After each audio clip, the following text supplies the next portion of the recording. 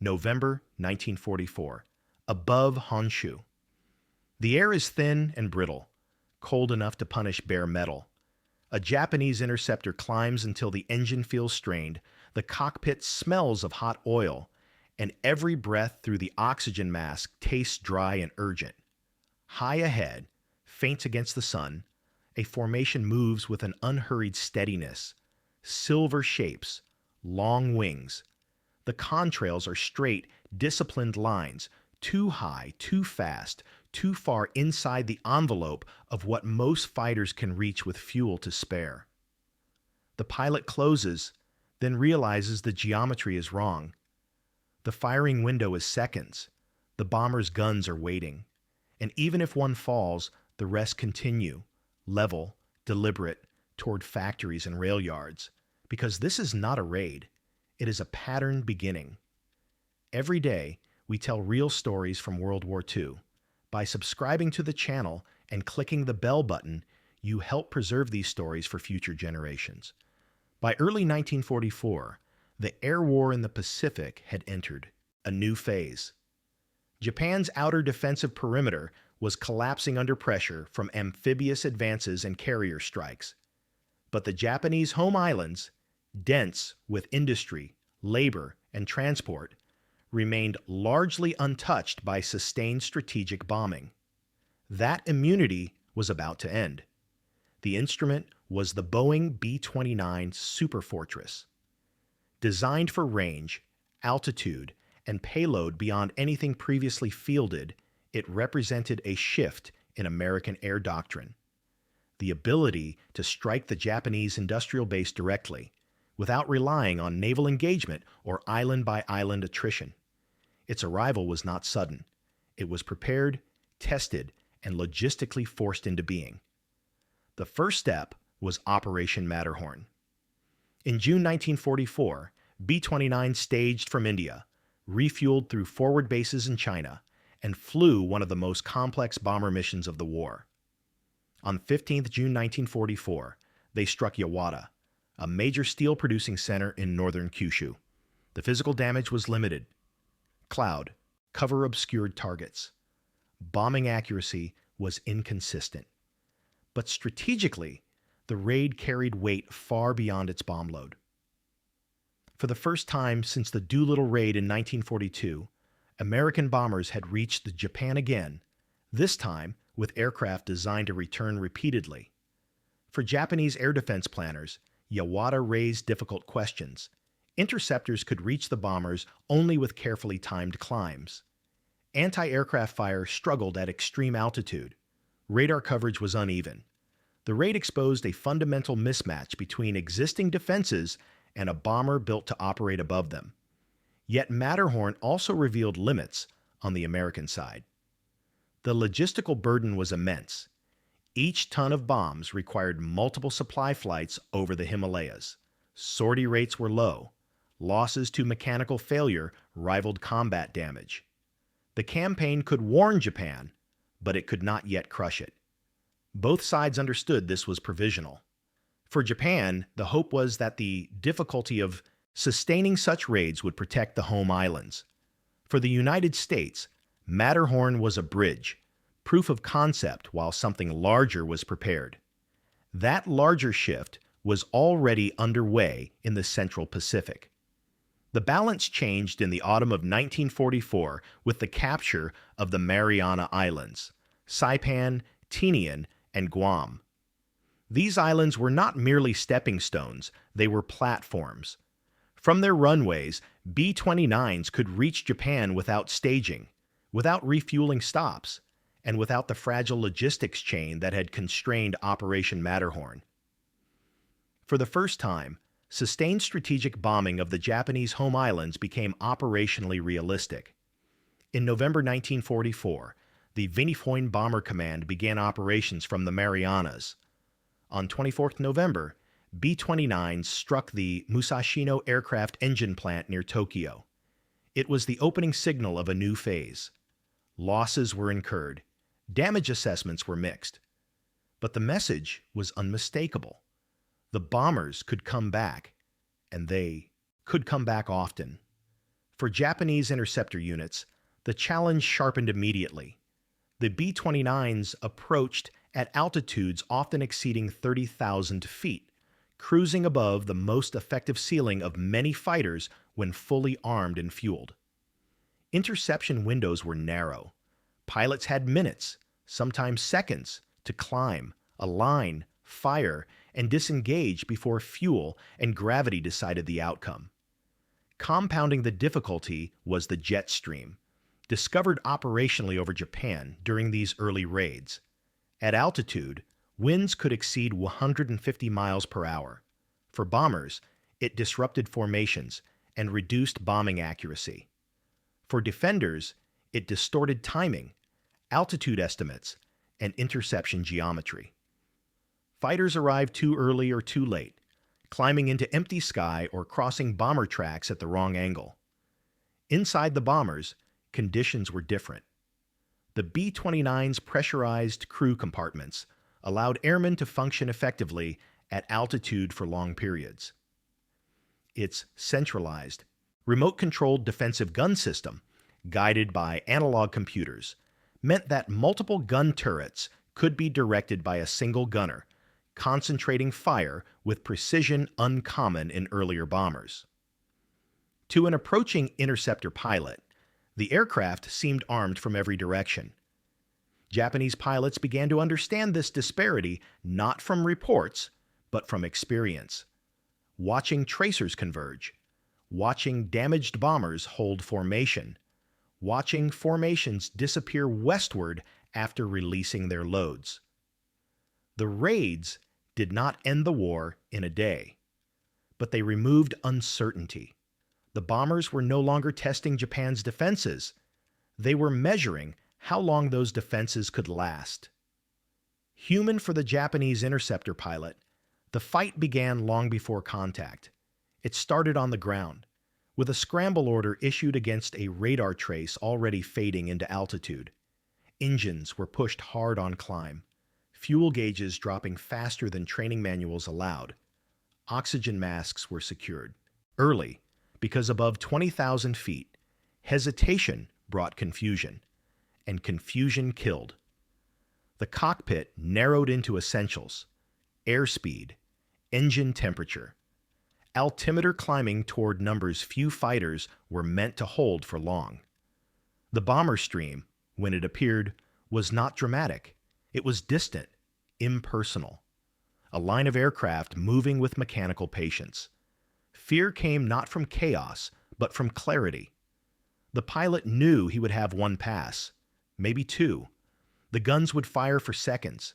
Then gravity, fuel, and defensive fire would decide whether he lived long enough to disengage. There was no sense of triumph even when rounds struck. The bomber rarely broke formation immediately. Smoke trailed. Panels tore loose, but the aircraft continued, steady, unhurried. The realization settled quietly. Damaging one machine did not stop the mission. Tactical against earlier bombers, Japanese doctrine had emphasized tail attacks and pursuit fire. The B-29 erased those assumptions.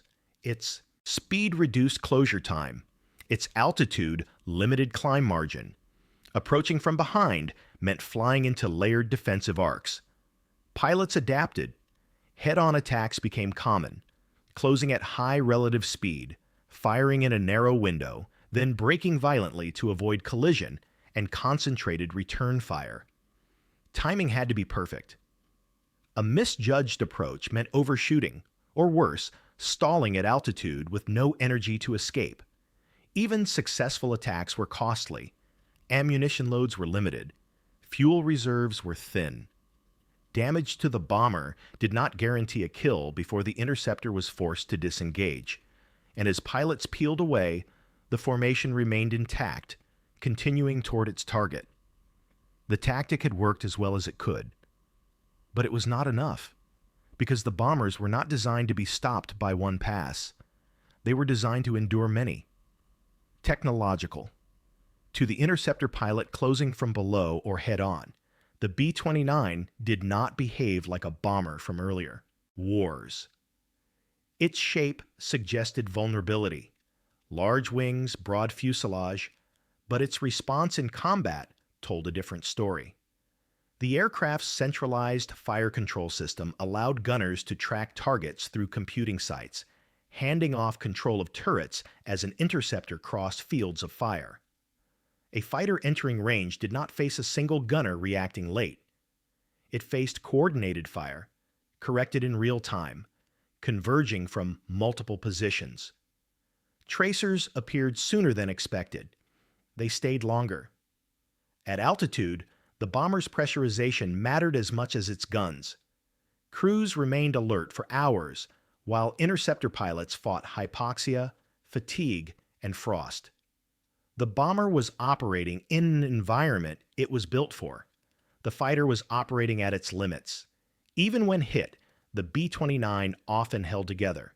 Redundant systems absorbed damage. Engines could be feathered. Control surfaces compensated. From a distance, a damaged bomber did not always look defeated. It looked stubborn. And when it survived the run, it carried its lesson home, feeding improvements in formation spacing, gunnery coordination, and routing. Each encounter sharpened the machine. Leadership. Moral Japanese air defense leadership faced a narrowing set of choices. Fighters were scarce, fuel was rationed, training time had been reduced by necessity, yet the bombers kept coming. Daylight, at altitude, directly over the home islands. Orders grew more urgent. Interception was no longer about victory. It was about delay, about damage, about making the bomber crews pay a price. In some units, this pressure led to Tayatari, intentional ramming attacks against B-29s when guns failed or opportunities vanished. These were not standard doctrine. They were last measures, born of frustration and the knowledge that conventional tactics were failing. For pilots, the moral weight was heavy. To miss meant allowing destruction below. To succeed often meant not returning. And above it all, the bomber formations continued, indifferent to the cost imposed on those trying to stop them. The realization spread quietly through squadrons. This was no longer a contest of skill alone. It was a contest of endurance, and Japan was running out of both. The turning point was coming, not in a single explosion, but in a single understanding shared across the sky. The bombers were not being turned back. Late 1944. Another alert, another scramble. The pattern is familiar now, but the stakes are sharper.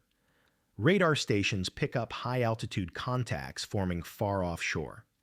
Interceptor units are ordered airborne before the tracks settle, climbing blind into cold air with only estimates to guide them. Engines strain. Fuel is consumed at a rate that leaves little margin for error. As the pilots level briefly to gain speed, the bombers appear. Rows of B-29s, spaced with careful precision, sunlight flashing along wings that seem impossibly broad at that height. There is no evasive weaving, no urgency in their movement. They fly as if the sky already belongs to them. One interceptor lines up for a head-on pass. The closing speed is violent. In seconds, the bomber fills the windscreen. Fire erupts from the Superfortress. Upper turret, lower turret, nose guns tracking together. Tracers cross the fighter's path before the pilot can fire. He squeezes the trigger anyway. A short burst. The rounds strike near an engine. Smoke appears. The bomber does not fall. The interceptor flashes past, the slipstream tearing at the airframe as the pilot brakes hard and dives to regain energy. Behind him, another fighter is hit. A wing panel peels away. The aircraft tumbles, vanishing into cloud below. Above, the formation holds. More fighters attack. Ammunition is expended quickly. Fuel warnings light the panels. Each pass grows more dangerous as speed and altitude bleed away. The bombers absorb punishment unevenly. One damaged, another apparently untouched. But the stream continues, inward. crossing coastlines and rail corridors toward targets already marked on navigation charts. Then the bombs fall. From altitude, they leave the aircraft in measured intervals, disappearing toward factories, depots, and worker districts. The interceptors are still there, still firing, but the release points are passed. The mission objective has been met.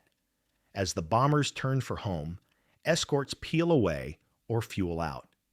Interceptors, low on fuel, are forced to disengage. Pilots watch the B-29s recede westward, some trailing smoke, most flying clean. The realization arrives in that moment of separation. They were not stopped. The effort expended, lives, fuel, aircraft, has not altered the outcome. The bombers have struck and are leaving on their own terms. And as they vanish into distance, another truth becomes unavoidable. This formation is not the war's climax. It is rehearsal. Because tomorrow, or the next clear day, they will climb again. In the hours after the raid, reports filter back through airfields and command posts. Claims are compared. Damaged aircraft are tallied.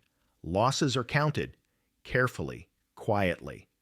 But the most important assessment is not written in any report.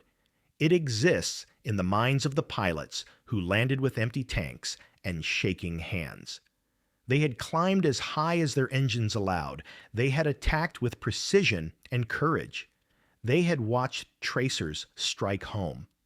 And still, the bomber stream had passed through them like a tide moving around rocks.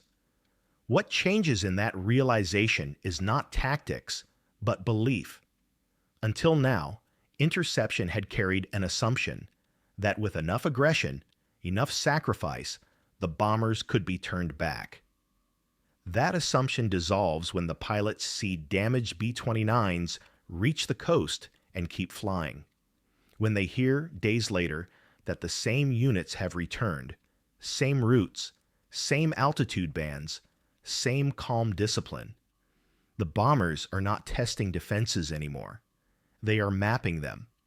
Each mission refines timing. Each loss is absorbed by replacement aircraft rolling off production lines thousands of miles away.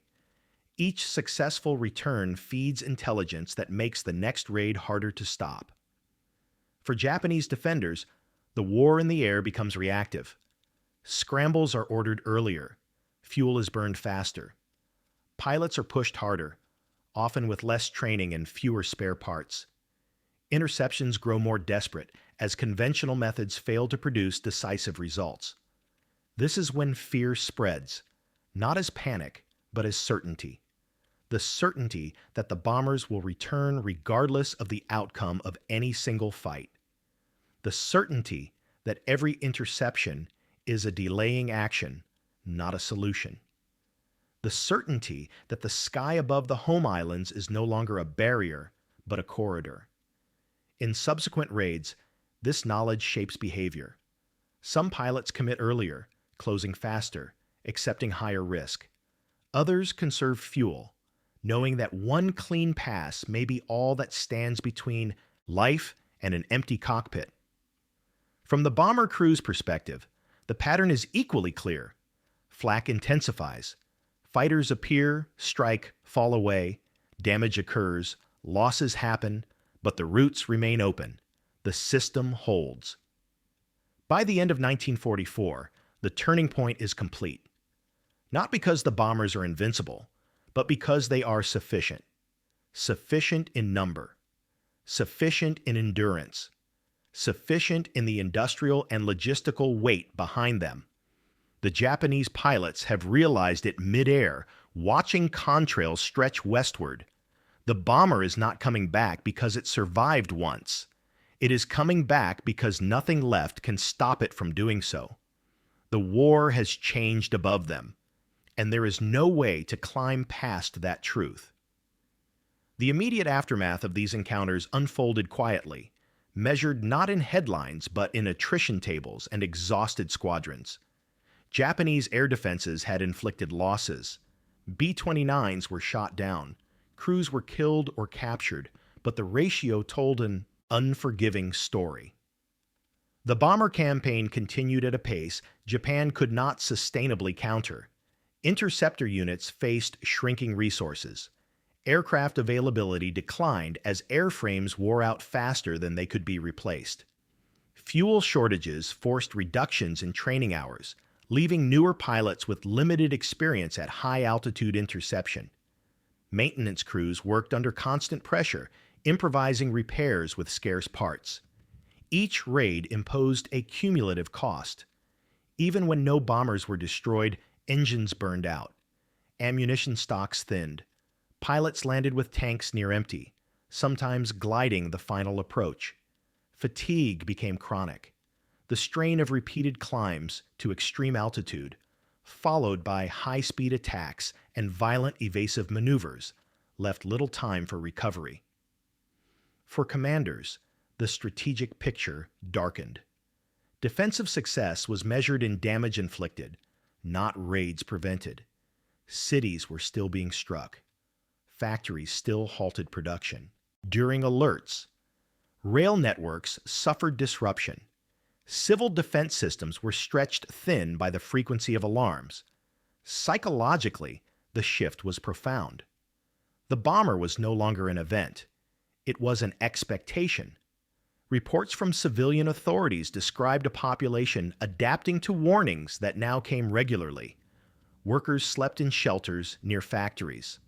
Night skies glowed from fires started by raids that could not be intercepted in time. The presence of air defenses offered limited reassurance when the bombers arrived regardless.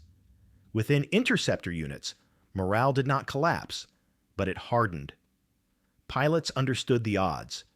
They flew knowing their actions might only delay destruction measured in hours, not prevent it entirely. Courage remained, but optimism faded. The air war over Japan had reached a grim equilibrium. Defenders inflicting losses they could not replace, attackers absorbing losses they could. And above it all, the bombers continued to return on schedule, indifferent to the strain they imposed. The question was no longer whether Japan's air defenses could stop the campaign. It was how long they could endure it. As the campaign extended into 1945, the consequences of that imbalance became unavoidable. The scale of the bombing increased. Routes multiplied. Altitudes varied. When weather allowed, formations appeared with growing regularity, sometimes day after day.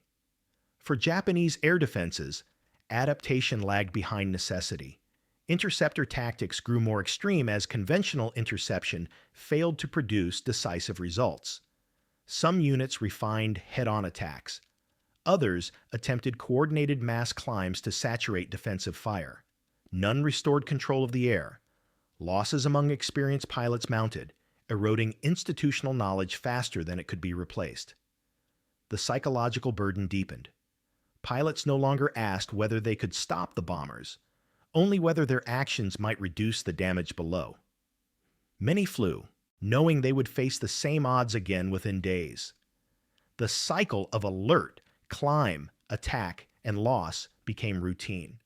Strategically, the bombers' persistence reshaped Japan's wartime posture. Industrial output suffered not only from physical destruction, but from disruption.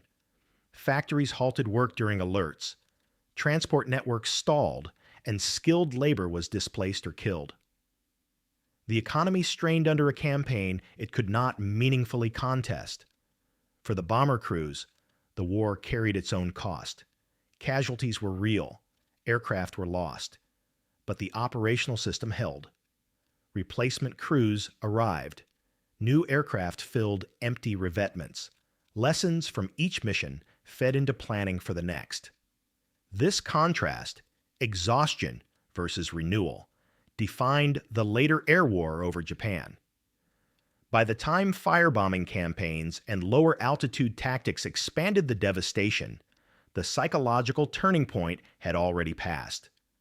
The defenders had realized months earlier that the bomber campaign was not episodic. It was structural. The bombers were not testing Japanese resolve. They were dismantling it incrementally. In the end, the significance of those early high-altitude interceptions lay not in the number of aircraft destroyed, but in the certainty they created. A certainty shared by pilots, commanders, and civilians alike. The war would no longer be decided only at sea or on distant islands. It would be decided overhead, again and again, until endurance gave way. And when that endurance finally broke, it would not be because of a single raid, but because the bomber always came back. The moment Japanese pilots realized the bomber was coming back marked more than a tactical failure. It marked a transformation in warfare itself. For the first time, distance ceased to protect a nation's industrial heart. Altitude became a weapon. Persistence replaced surprise. The B-29 did not win the air war because it was invulnerable. It won because it was part of a system that could absorb loss, learn, and return without pause. Technology played its role. Pressurized cabins extended human endurance into hostile skies. Centralized fire control fused gunners into a single defensive organism, foreshadowing the integrated combat systems of later decades. But machines alone do not explain what changed. The deeper shift was psychological. Once defenders understood that interception could not prevent return, every decision became defensive delay rather than decisive action. Courage remained, but hope narrowed. Leadership was forced into choices defined by scarcity, not strategy. For those in the bombers, the war became a measured routine of risk and repetition. For those below, it became a calendar marked by alarms and smoke.